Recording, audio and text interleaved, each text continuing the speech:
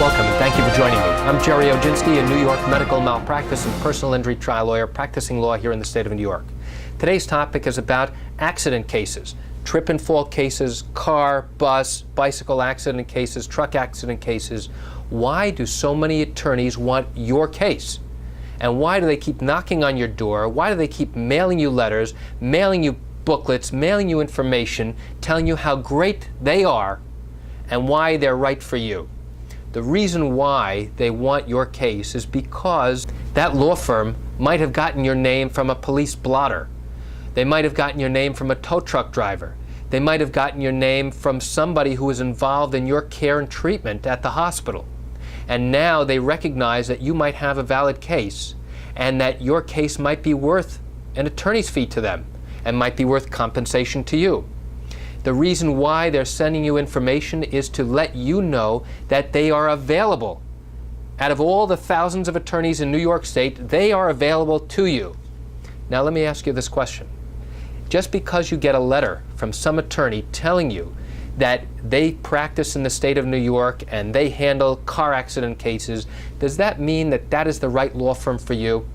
If you've been watching any of my video tips, I asked the same question about Yellow Pages advertising. Just because one lawyer has a large full-page Yellow Pages ad, does that mean that they're better than the lawyer who has a smaller ad?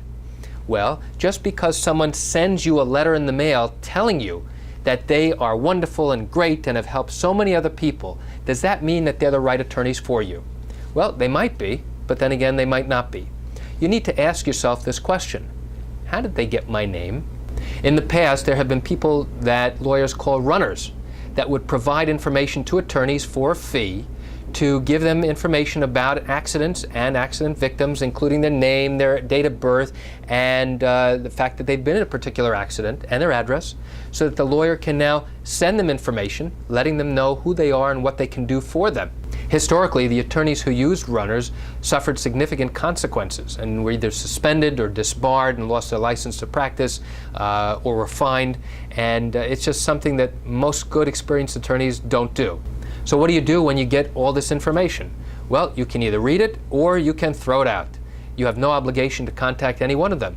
Well, what if the lawyer calls you and says, I'm the best attorney for you, I'm great, we've done so well for other people just like you, come to our office, or, even better, we can come to your home right now. Okay? What do you do at that point?